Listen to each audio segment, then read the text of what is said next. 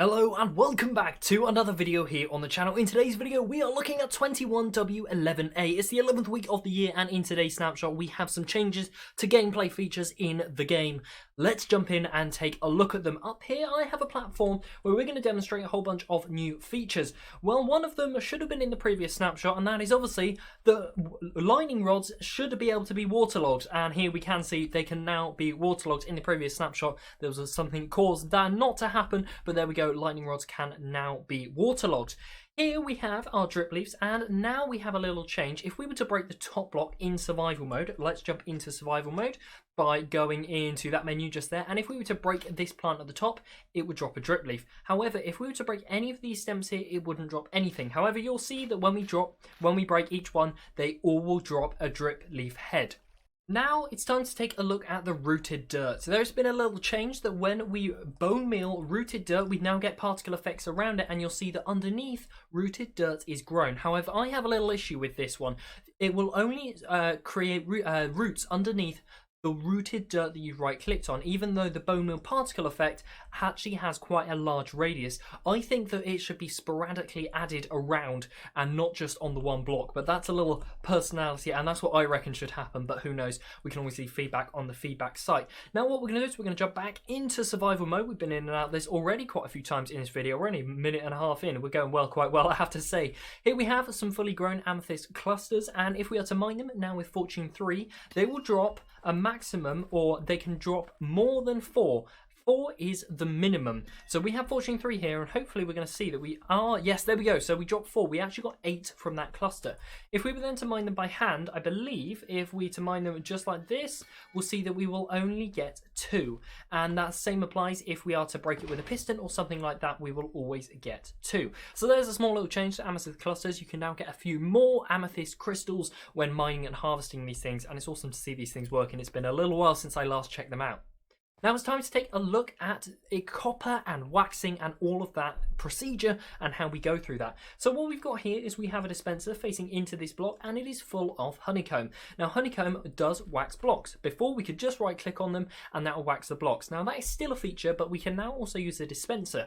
If I was to right click here, you'll see that we get this orangey particle effect, which I think looks awesome. It's given that sort of sticky look from the honey all over the effect, and that is now a waxed exposed copper block. And obviously that applies to all the different copper types that will all work for.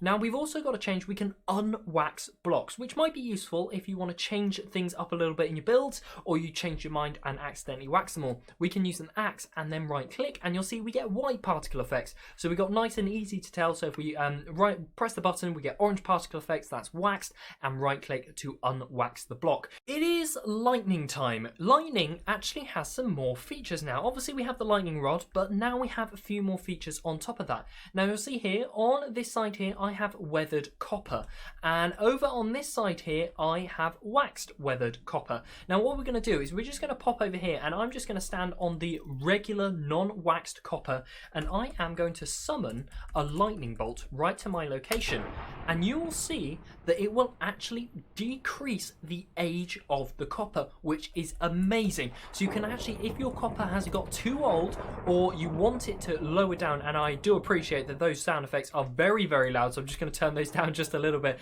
There we go. But as you will see, that will now that will decrease the stages of the copper, which is absolutely brilliant. Now obviously these are non-waxed blocks. If we're to go over to, let's say, this section just over here where we are standing on waxed weathered copper, I do understand that it's a bit difficult to tell. There is no visual differences. Let's summon a lightning bolt again, and you'll see there is no changes, and that is because this is waxed weathered copper and nothing will change it unless player interaction happens, which is really awesome.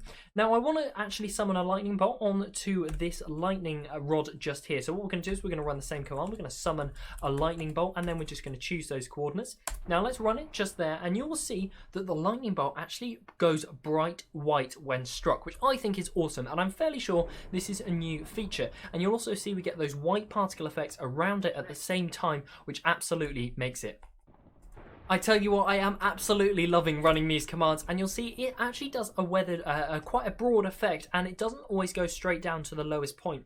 Obviously centered around the lightning rod. Now it's not fully centered. If we have a look over here, there's not many blocks just there that have been changed. However, over there, again, it was actually quite broad. So taking a look at it, things will update, and I wonder how far it will actually stretch. If we were to keep running this command, the noise will be incredible, and it's really beginning to hurt my ears now, but it does actually spread out a fair way, but that is quite a few lightning strikes that need to happen to make that possible. Now, I want to test something. We are in a thunderstorm and I have a channeling trident, and I am just going to do it on the ground just like that. Nothing happens there. Let's try and aim it at a lightning rod. It does work, so you can actually choose to weather certain copper items if you're in a thunderstorm and you have a channeling trident. That is very cool. Now it's time for us to head underground, because you will now see that there have been some changes to the ore generation. Now they might not be easy for you to notice straight off the bat, but the one change that has happened is diamond ore is a little bit more frequent, because in the previous snapshot it wasn't that frequent at all, and it was actually quite difficult to come across diamond ore. Now as you'll see, I'm just clearing out space here. We've got a few command blocks running, and if we were to fly around a little bit, diamond ore is definitely so much more common here compared to the previous snapshot. So this is very much a better change, because we all love our diamonds, especially in the early game of Minecraft, and even in this small area that we've cleared out, there definitely is a big increase on the amount of diamonds that we can see, and I think this balance is looking much better than it previously was. We also have a new addition to the F3 menu in We also have a new addition to the F3 functionality in the game. If we were to press F3 and L, we will now have this message pop up. Profiling started, ends in 10 seconds, or when pressing F3 and L again. Now this is an in-game client metrics reporting. It's quite complicated, and there's more details in the changelog, which is linked down below. This creates a document and it gives you some information on the client side, so if you're running into errors, this can be a useful way in informing devs or adding to bug reports when issues arise. And it also, in chat, will tell you the location of where you can find that file if you need to contact or get hold of it. So there we go, that is all for today's snapshot. If you've enjoyed, make sure to leave a like and subscribe so you don't miss any future snapshot update videos. I release them as soon as snapshots come out here on the channel. So all that is left for me to say is thanks ever so much for watching, and I will see you in the next one. Goodbye.